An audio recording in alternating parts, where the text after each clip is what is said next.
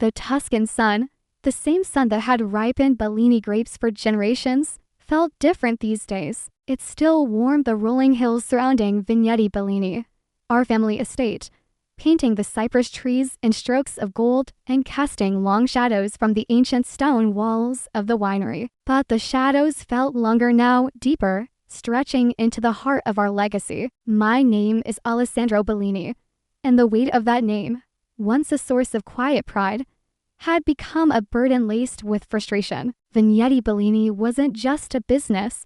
It was blood, soil, and history intertwined. My grandfather, Nonno Antonio, used to walk these vineyards with me, his calloused hand engulfing mine, teaching me the secrets whispered by the Sangiovese vines. He spoke of respect for the land, patience in the cellar, and the integrity that flowed into every bottle bearing our name. Those were the lessons I carried back with me after years studying enology in France, eager to blend tradition with innovation, to ensure our wines continued to speak of this place, this terroir, with honesty and elegance. My father, Lorenzo Bellini, embodied the tradition part, perhaps too fiercely. A man carved from the same stubborn rock as the Tuscan hills, he revered the past. His office, overlooking the main courtyard, was a shrine to generations of Bellinis, dusty portraits staring down with unyielding gazes. He saw continuity as paramount, and in his eyes, that continuity flowed directly, unquestioningly, to my older brother, Marco. Marco, even the name tasted like sour grapes on my tongue sometimes. He was the firstborn, the heir apparent in father's rigid worldview. It mattered little that Marco's passion lay not in the nuanced language of fermentation or the patient observation of ripening grapes, but in the roar of expensive engines, the clink of champagne glasses in Florentine clubs, and the fleeting admiration of fair weather friends. He wore the Bellini legacy like a tailored suit, expensive, perhaps superficially impressive, but ill-fitting for the actual work required. I remember one crisp autumn morning, during the harvest planning meeting, the air in the old tasting room was thick with the scent of wood polish and the faint, lingering aroma of aged wine. Father sat at the head of the long oak table, his expression stern, immutable. Marco lounged beside him, idly scrolling through his phone. I had spent weeks analyzing soil samples, weather patterns, and the precise ripeness of each parcel of Sangiovese. Father, I began, laying out my detailed charts. Based on the phenolic ripeness in the Vigner Vecchio plot, I strongly recommend a selective harvest, starting tomorrow morning, only picking the ripest bunches. The cooler nights have preserved acidity beautifully, but delaying further risks overripeness, especially with the predicted warm spell. Father peered at my charts over his reading glasses, his lips pursed. Before he could respond, Marco scoffed, pocketing his phone with a clatter. Selective harvest, Marco drawled, stretching languidly. His voice, always carrying a note of casual dismissal when addressed to me, grated on my nerves. Alessandro, always with the complicated theories. Just send the crews in, get it all done. Faster, cheaper. We need volume this year, Papa told me. Big orders to fill. He winked at Father, a conspiratorial gesture that made my stomach clench. Volume at the expense of quality. Marco, I countered,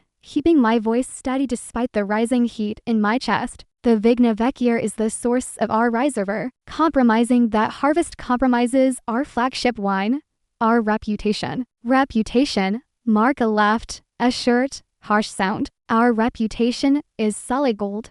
Little brother, people buy Bellini because it is Bellini. A little variation, who will notice? He looked to Father for validation. Father sighed, a sound heavy with ingrained habit rather than thoughtful consideration. Alessandro, he said, his gaze sliding away from mine, settling somewhere on the portrait of his own father. Marco has a point about the orders. We need to be practical. A full harvest will suffice. Your meticulousness is admirable, but perhaps not always necessary.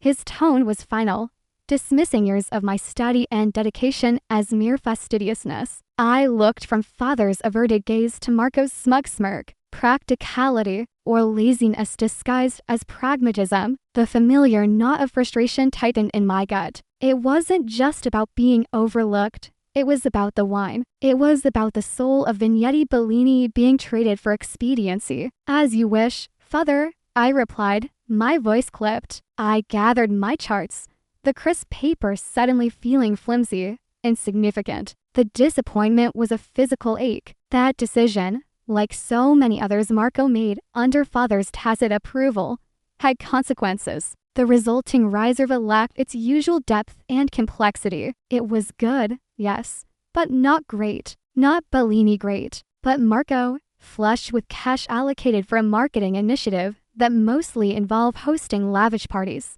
declared it a success. Father, perhaps wanting to believe, nodded his approval. The favoritism wasn't subtle. Marco was handed the title of operations manager, a role he was woefully unprepared for. His office was renovated, ostentatiously modern, a stark contrast to the rustic charm of the rest of the winery. Budgets flowed freely towards his whims, a new fleet of company cars essential for client relations. He'd argued, expensive, ineffective advertising campaigns, consultants who told him exactly what he wanted to hear. Meanwhile, I was relegated to the vineyards and the cellar, technically my domain.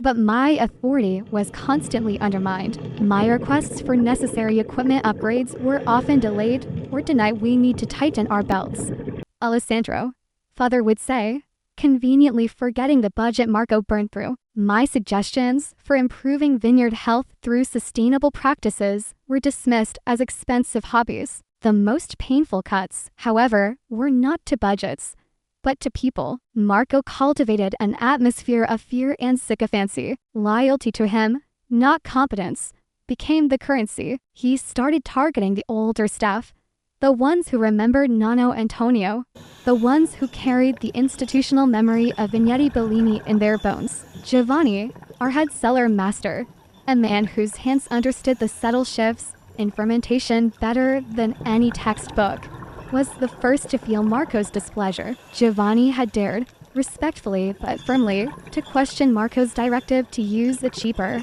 faster-acting yeast strain for the Chianti Classico. Senior Marco, Giovanni had said, his voice rough but earnest, his brow furrowed with concern. This yeast, it works fast, yes, but it strips the wine of its character, its connection to our soul. Your grandfather would never. Marco cut him off sharply. My grandfather isn't running this winery anymore. Giovanni, I am, and I say we use this yeast. It saves time, saves money. His eyes narrowed. Are you questioning my judgment? Giovanni, a proud man who had served our family for 40 years, stood his ground. I am questioning a decision that harms the wine, Signore. A week later, Giovanni was gone. Officially, he retired, and officially, Marco had made his position untenable, piling on impossible tasks, publicly criticizing his work, creating an atmosphere so toxic that Giovanni, heartbroken, chose to leave the place he considered home. His replacement was a young man fresh out of school, whose primary qualification seemed to be his unwavering admiration for Marco. Then came Elena, the meticulous vineyard manager who knew every vine like her own child. She voiced concerns about Marco's plan to increase yields drastically by over-fertilizing, warning of long-term damage to the soil and dilution of grape quality. Elena, darling, Marco had patronized her during a staff meeting, flashing a smile that didn't reach his eyes. Leave the big picture to me. Your job is to make the vines produce more grapes, more wine, more profit. Simple. He leaned back, pleased with his own simplistic logic. Elena's face tightened, her usual warmth replaced by a steely resolve. My job, Senior Marco, is to care for the health of this vineyard, which is the foundation of everything we do. Your plan is short-sighted and harmful. Her defiance sealed her fate. Marco found a pretext, a minor administrative error, and dismissed her abruptly. He replaced her with someone whose main skill seemed to be nodding agreeably whenever Marco spoke. Watching these loyal, knowledgeable people being cast aside felt like watching parts of the winery itself being ripped out. They weren't just employees, they were guardians of our quality, keepers of our tradition. Their dismissal wasn't just unjust, it was strategically stupid. eroding the very foundation of Vigneti Bellini's strength. Father, when I tried to intervene, would wave a dismissive hand. Marco needs his own team, Alessandro, people loyal to him. Change is sometimes necessary.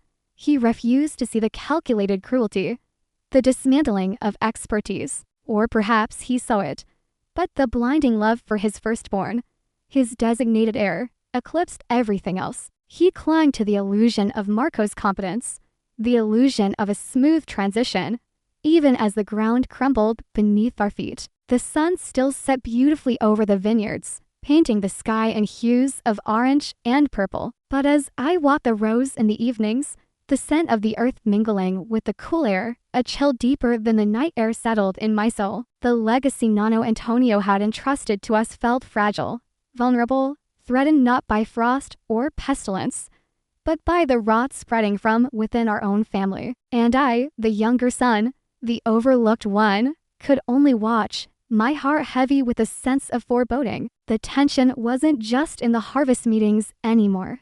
It was humming in the very air of Vigneti Bellini, a dissonant note growing louder each day. The shift was insidious at first, like a subtle cork taint you only notice after the wine has breathed for a while. But soon, the flaws became undeniable. The vibrant fruit notes in our Chianti Classico seemed muted, the structure less defined. The elegance of our Brunello felt diluted. These weren't catastrophic failures, not yet, but they were deviations, compromises, and I knew exactly where they originated. Marco, emboldened by father's continued deference and insulated from consequences, doubled down on his cost-cutting measures. His definition of efficiency translated directly to cheapness. It began in the cellar. Against my strenuous objections, he mandated the use of lower-grade oak barrels for aging some of the wines when sourced from less reputable cooperages. Think of the savings, ale, he'd exclaimed, slapping a spreadsheet down on my workbench in the cellar, the sound echoing in the cool, damp air. His enthusiasm felt forced, brittle. These barrels are half the price. A little clever blending, nobody will know the difference. Marco, the oak is the difference, I argued, trying to keep the exasperation from my voice. I picked up a stave from one of our traditional French oak barrels, running my hand over the fine grain, the slow oxygen exchange, the subtle tannins, the spice notes they integrate.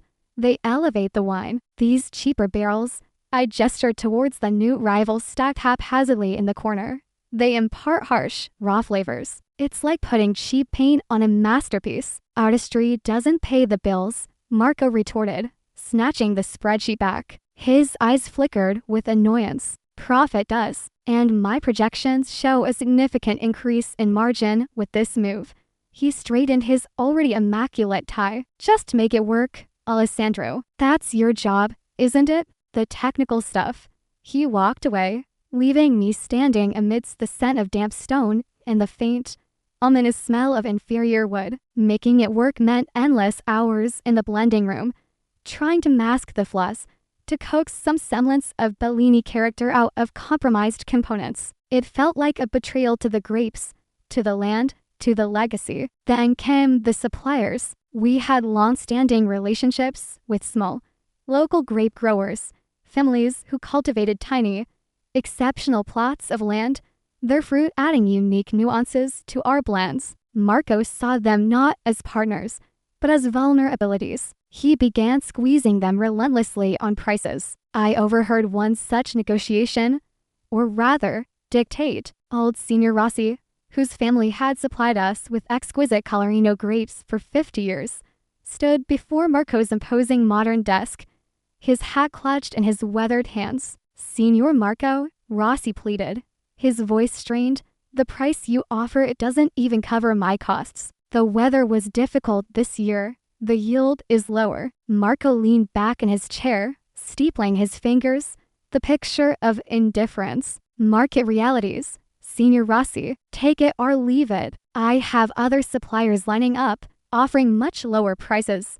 He named a figure that was insultingly low. Rossi's shoulders slumped. My family, we have always sold to Bellini. Your grandfather, my grandfather is in here. Marco cut him off, his tone like ice. This is business. Your sentimentality is irrelevant. Senior Rossi left, defeated. A few months later, I heard his small vineyard was up for sale. He couldn't sustain it. Marco, meanwhile, bragged about the tough negotiation that saved the company money. He replaced Rossi's exceptional fruit with grapes from a larger, industrial supplier, cheaper per kilo, but utterly lacking in character. The impact rippled outwards. Long-term distributors, men and women who had championed Vigneti Bellini wines for decades, started calling.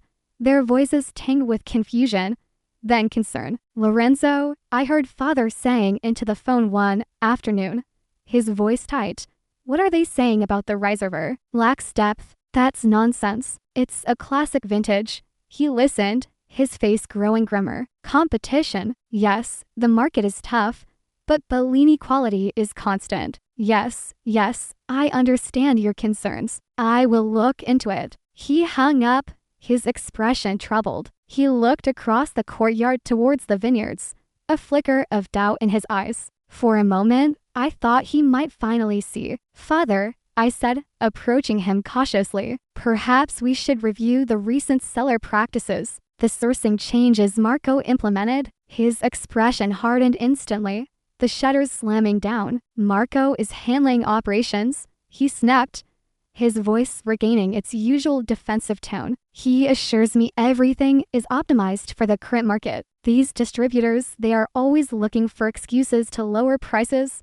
He turned away, retreating into his office, back to the safety of denial. His fear of admitting his favored son was failing, of losing face, was stronger than his fear for the winery itself. The atmosphere within Vigneti Bellini grew increasingly toxic. The experienced staff who remained walked on eggshells, afraid to speak up, afraid to contradict Marco. The new hires, Marco's loyalists, fostered a culture of gossip and backstabbing, jockeying for favor. Competence was irrelevant. Allegiance was everything. Honesty was punished. Flattery was rewarded. Meetings became performances, with people carefully saying what Marco wanted to hear. The collaborative spirit Nonno Antonio had fostered, the shared passion for winemaking, evaporated, replaced by suspicion and anxiety. Luca, a talented young winemaker I had mentored, came to me one evening, his face pale. "Alessandro,"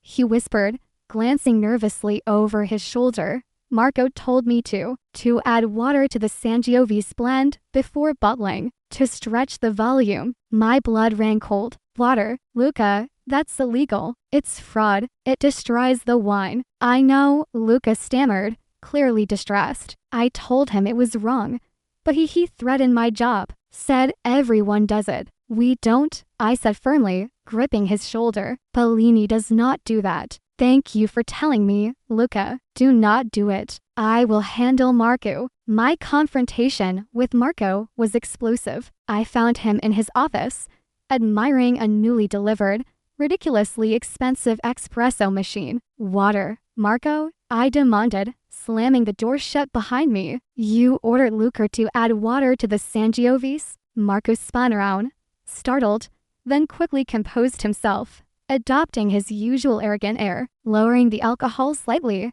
he said smoothly, "Consumer preference makes it more accessible." "Don't insult my intelligence," I shot back, my voice rising. "It's fraud. It's diluting our wine, cheating our customers, spitting on everything this family stands for." "Lower your voice, Alessandro," Marco hissed, glancing towards the door. "You're being dramatic. It's a minor adjustment." Minor, I felt a surge of fury, fueled by years of frustration and the blatant desecration of our craft. "You are systematically destroying Vigneti Bellini. Cheap barrels, inferior grapes, squeezing suppliers until they break, firing anyone with integrity. And now this, you're drowning our legacy in your incompetence and greed." Marco's face flushed crimson. "How dare you?" he sputtered. "I am securing the future of this company, something you, with your head in the clouds and your outdated methods, could never do." "Father trusts me." "Father is blind," I yelled, past caring about the consequences. "He's blind to what you are, what you're doing." "But people are noticing, Marco. The distributors, The critics, the wine itself tells the truth. Get out, Marco snarled, pointing a trembling finger towards the door. Get out of my office. You are nothing here but a glorified vineyard hand. You're jealous, that's all. Jealous of my position, jealous of father's trust. I left, shaking with anger and despair. Jealous? No, I was heartbroken. I was watching the soul of Vignette Bellini bleed out. Drop by drop, compromised barrel by compromised barrel.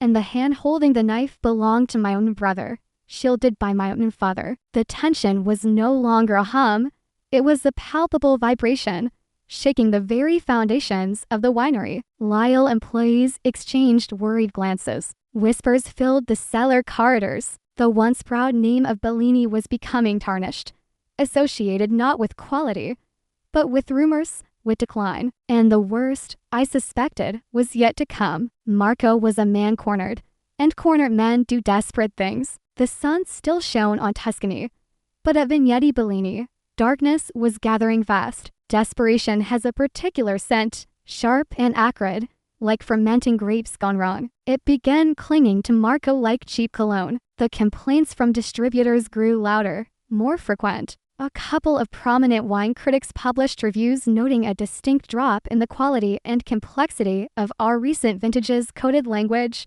perhaps, but damaging nonetheless. Whispers started circulating in the wider Italian wine community. Cash flow, despite Marco's aggressive cost-cutting, or perhaps because of the resulting drop in quality and sales, became tight. His expensive lifestyle demanded constant fuel. Instead of course-correcting, Marco steered us faster towards the rocks. His next move was not just unethical, it was a direct assault on the very regulations that define Tuscan winemaking, a betrayal of the DOCG Denominazione di Origine contra l'alter e garantita status that was the bedrock of our region's prestige. I discovered it by accident. I was in the winery late one night, unable to sleep, tormented by the state of things. I needed to check on a small batch of experimental Vinsano I was nursing along, a link to the old ways. As I passed the loading bay, hidden in the shadows near the back entrance, I saw unusual activity. Unmarked trucks, not our usual suppliers, were unloading pallets of grape crates under the dim emergency lights. The hushed urgency of the crew, none of whom I recognized, set off alarms in my head, curiosity overriding caution. I slipped closer, staying out of sight behind a stack of empty barrels. I strained my ears. The language wasn't just Italian. I heard snatches of Eastern European accents. Then, I saw the labels on some of the crates, briefly illuminated by a swinging flashlight.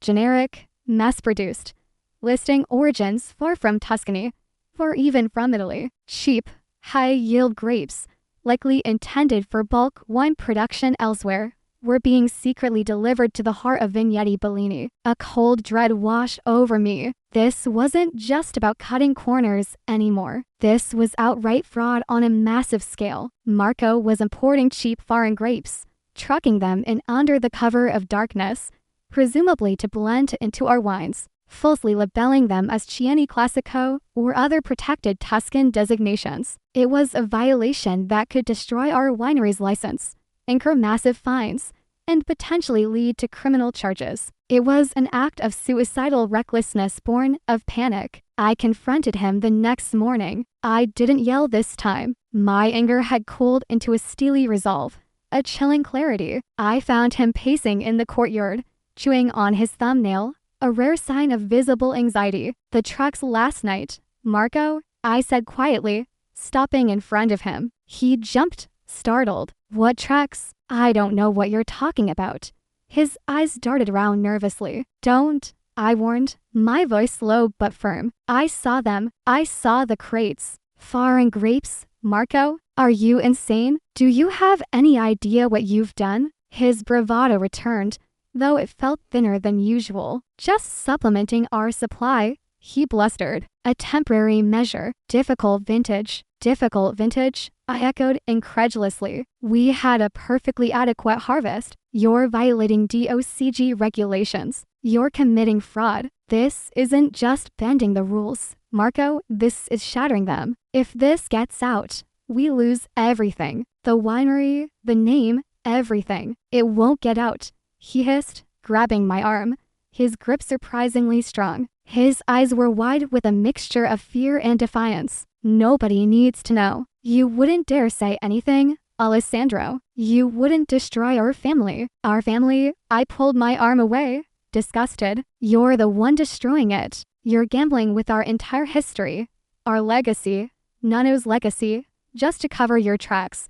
To fund your pathetic lifestyle. It's more than that, he insisted, his voice cracking slightly. It's about survival. Father expects results. He trailed off, looking suddenly vulnerable, almost lost. But the moment passed, replaced by his habitual arrogance. You wouldn't understand. You've always been jealous. Now, stay out of it. This is my responsibility. It's my responsibility too, I said, the weight of generations settling on my shoulders. This winery is my life, whether father acknowledges it or not. And I won't stand by and watch you burn it to the ground. I went straight to father. This time, I wouldn't be brushed aside. I found him in his office, staring at the portrait of Nano Antonio. The silence in the room was heavy, oppressive. Father, I began, my voice trembling slightly, not with fear, but with the gravity of what I had to say. We need to talk, seriously, about Marco. He turned slowly,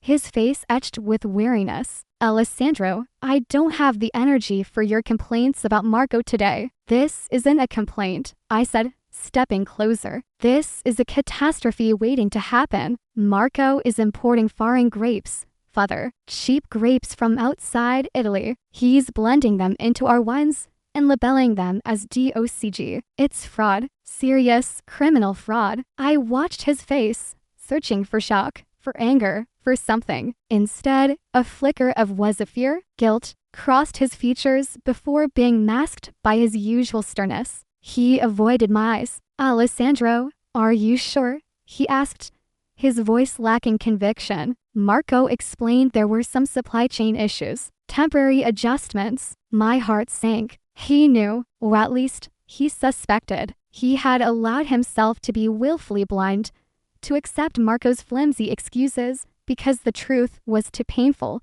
too damaging to his carefully constructed image of his heir. Temporary adjustments, I cried out, the last vestiges of my restraint shattering. Father, look at me. This is destroying us. Our reputation is already suffering. People are talking. Distributors are questioning. This isn't an adjustment. It's a lie. A crime. How can you sit here and pretend not to see it? He flinched, finally meeting my gaze. His eyes were filled with a profound sadness, a deep-seated conflict. What would you have me do, Alessandro? He asked, his voice barely a whisper. Expose my own son, ruin the family name, bring shame upon us all. Vigneti Bellini has survived wars, plagues, economic crises. We keep our problems within these walls. There won't be any walls left if Marco continues, I pleaded. This isn't just a problem, it's a time bomb. It will explode, father,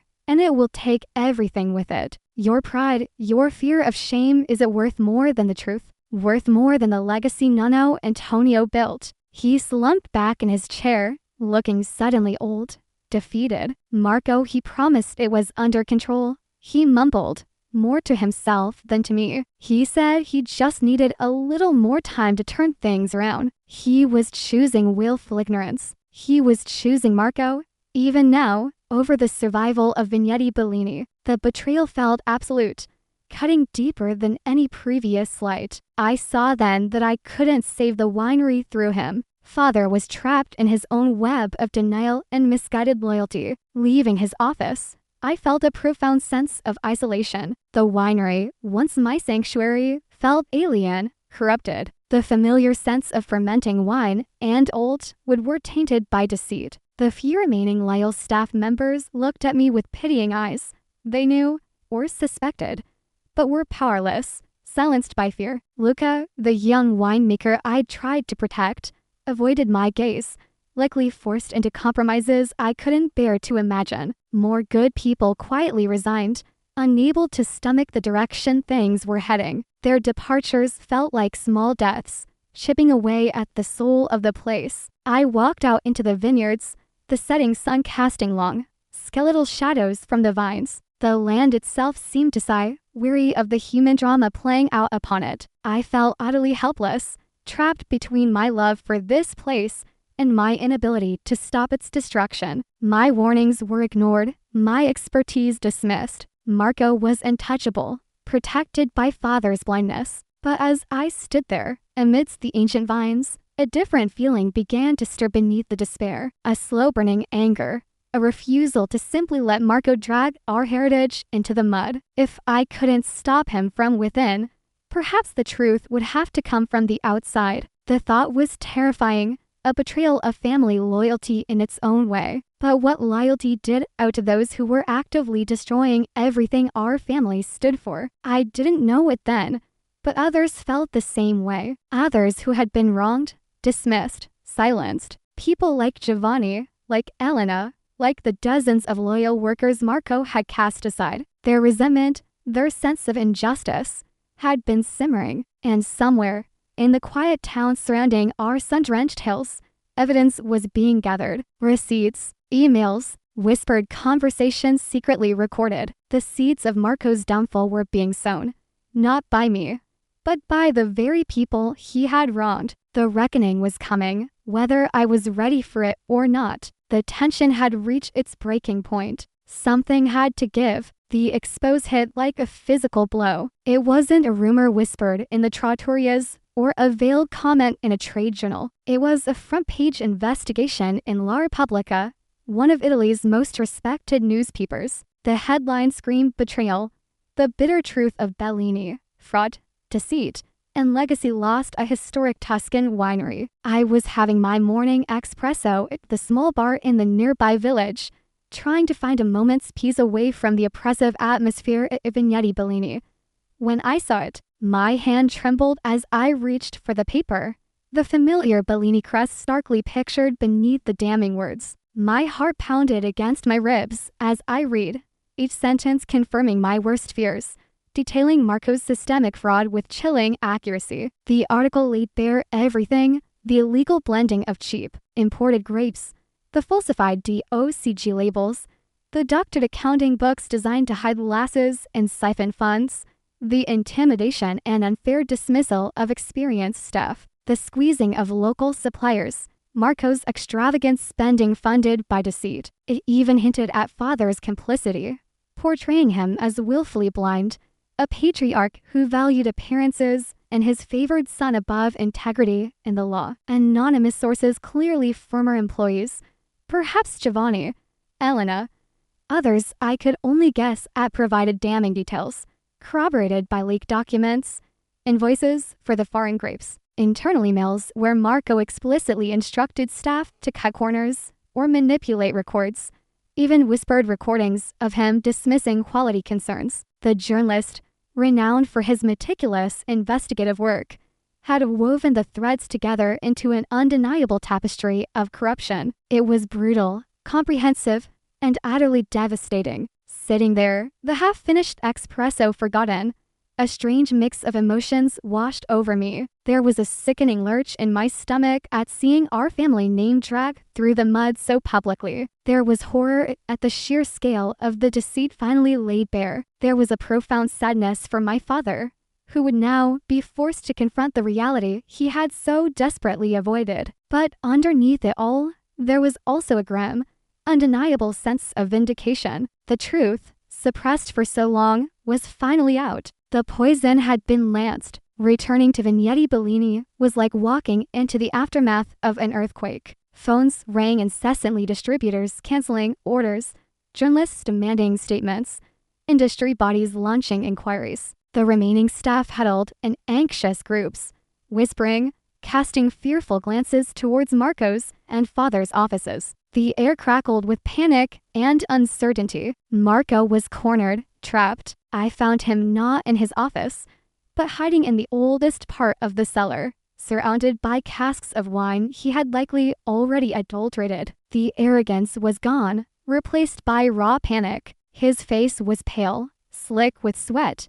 His expensive suit rumpled. He looked small, pathetic. "They know everything, Elle," he stammered, his voice barely audible over the frantic thumping of his own heart, which I could almost hear. "The invoices, the emails, how did they get them? Who talked? Does it matter who talked? Marco?" I asked, my voice devoid of heat, just weary. "You did this. You built this house of cards. And now it's collapsing. You have to help me," he pleaded, grabbing my sleeve, his eyes wild. "Talk to father. We can issue a statement. Deny it. Say it was rogue employees. We can fix this." I pulled my arm away. "There's no fixing this with more lies, Marco. It's over. The authorities are already involved." Even as I spoke, official cars from the Guardia de Finanza, the financial police, and the ICQRF, the agency overseeing food quality and fraud, were pulling into the main courtyard. Investigators, grim-faced and efficient, began sealing off offices, requesting records. The sight of uniformed officers spreading through our ancestral home finally broke through father's wall of denial. He emerged from his office, his face ashen, his steps unsteady. He looked not at Marco, but at the investigators, at the newspaper article one of them held, at the crumbling edifice of his world. There was no anger left in him, only a crushing weight of realization. He saw me standing there, watching the scene unfold. He walked slowly towards me, his gaze finally meeting mine, holding it. In his eyes, I saw not the stern patriarch, but a broken old man confronting the ruinous consequences of his own blindness,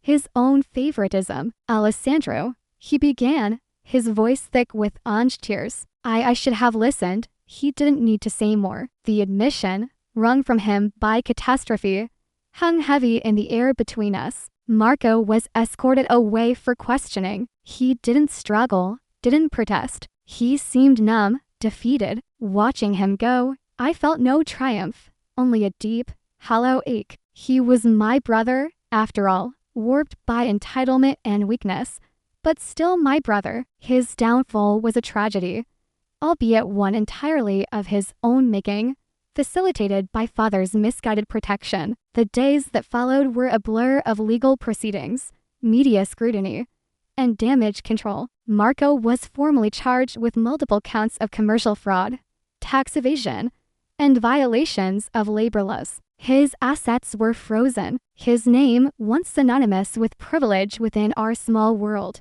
became a byword for disgrace. He lost everything: his position, his freedom pending trial, his reputation. Father, facing immense pressure from the authorities, the industry, and the court of public opinion, finally did what he should have done long ago. He issued a public statement. It wasn't eloquent, but it was raw, honest. He took responsibility for his lack of oversight, admitted his failure to act on warnings, and expressed profound regret for the damage caused to the Bellini name, its employees, its partners, and its customers. He publicly apologized to Giovanni, Elena, and the others who had been unfairly treated. He formally stepped down from any active role in the winery. It was a painful, humiliating process for him.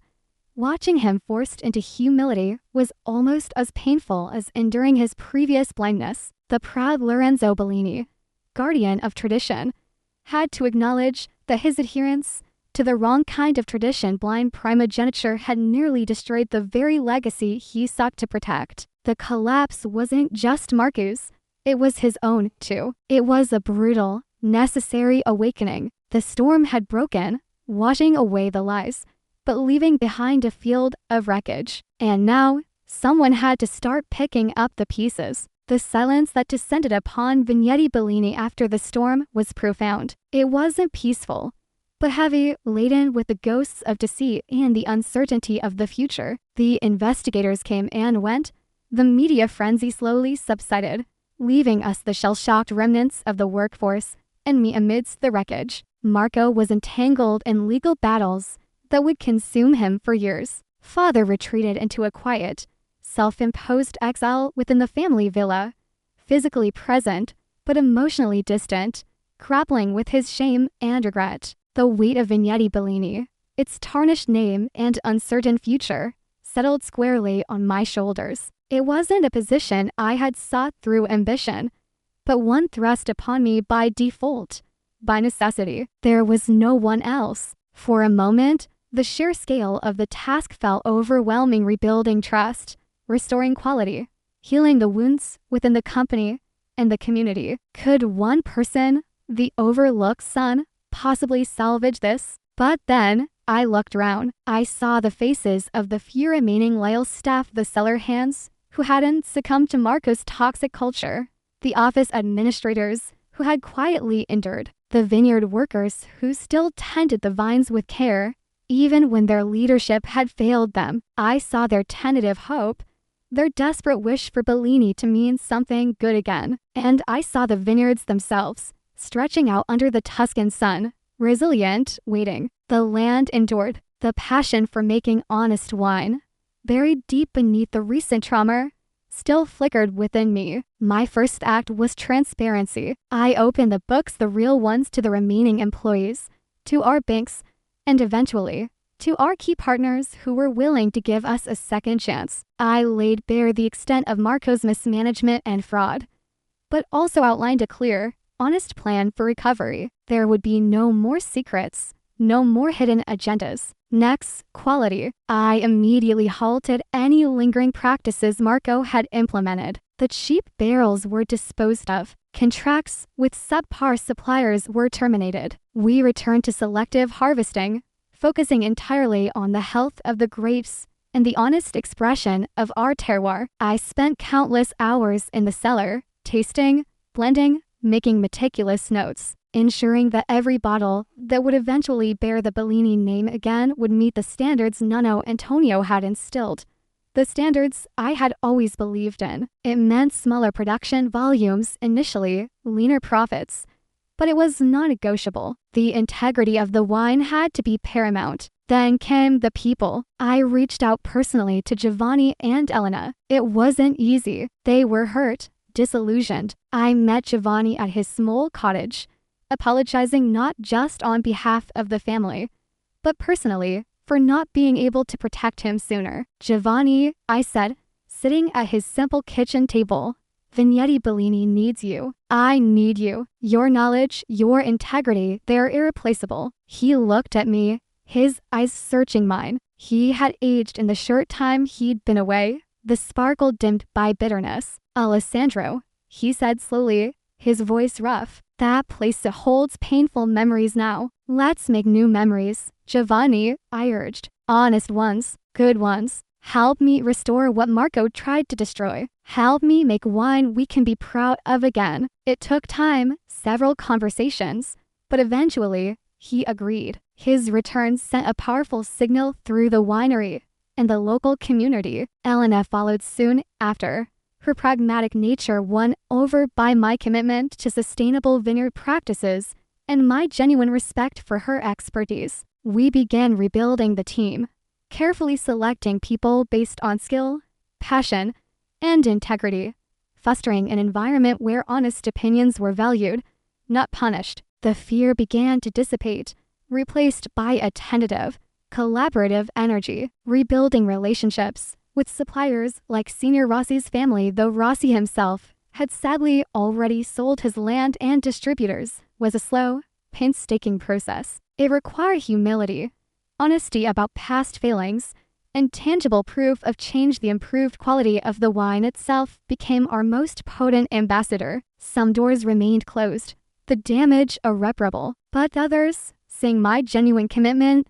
and the slow return of quality, cautiously reopened. Father watched all this from a distance initially. We rarely spoke about Marco. The subject was too raw, too painful, but I saw him occasionally walking the vineyards alone in the early mornings, or standing silently by the cellar door, observing the renewed sense of purpose. One evening, months into the rebuilding process, he found me tasting barrel samples in the cellar. He didn't say anything for a long time, just watched me work. Then, quietly, the Sangiovese has regained its clarity. We're getting there, Father, I replied, offering him a tasting glass. He took a sip, closing his eyes, savoring it in a way I hadn't seen him do in years. A single tear traced a path down his weathered cheek. "Your grandfather would be proud, Alessandro," he whispered. "Proud of the wine, proud of you." He cleared his throat, turning away before I could see more. I regret many things, most of all my blindness, my foolish pride. It wasn't a complete reconciliation. Perhaps that was impossible after so much damage. The scars remained, but it was a beginning. In his final years, father became a quiet supporter, offering advice only when asked, respecting my decisions, finding a measure of peace in seeing the winery, his life's work, slowly recovering under the stewardship of the son he had once overlooked. Vigneti Bellini survived. We didn't recapture the glory days overnight, and perhaps we never would entirely. The stain on our name took years to fade, but we rebuilt, slowly, honestly, focusing on the truths Nonno Antonio had taught me. Respect the land, be patient in the cellar, and let integrity guide your hand. We made good wine again, wine that spoke of Tuscany, wine that carried the Bellini name with renewed, albeit humbler, pride. Looking back, the lesson etched into the very soul of Vigneti Bellini is starkly clear. Tradition, blindly followed, becomes rigidity, vulnerable to rot from within. Legacy isn't just about bloodlines, it's about the values you uphold, the integrity you maintain. Favoritism, especially when it ignores competence and character, is poison. It breeds resentment, encourages mediocrity, and ultimately can lead to ruin. True strength lies not in clinging stubbornly to the past or chasing fleeting profits, but in adapting with honesty, valuing expertise over entitlement, and having the courage to confront uncomfortable truths before they fester into catastrophe. Rebuilding is possible, even from ashes, but only when grounded in transparency, quality, and respect for the craft, for the land, and for the people who dedicate their lives to it. The best wines, like the strongest legacies, require time, care, and unwavering integrity. How do you find today's story? Leave a comment below. If you like this video, please like and share. Especially don't forget to subscribe to the channel so you don't miss our interesting and exciting stories.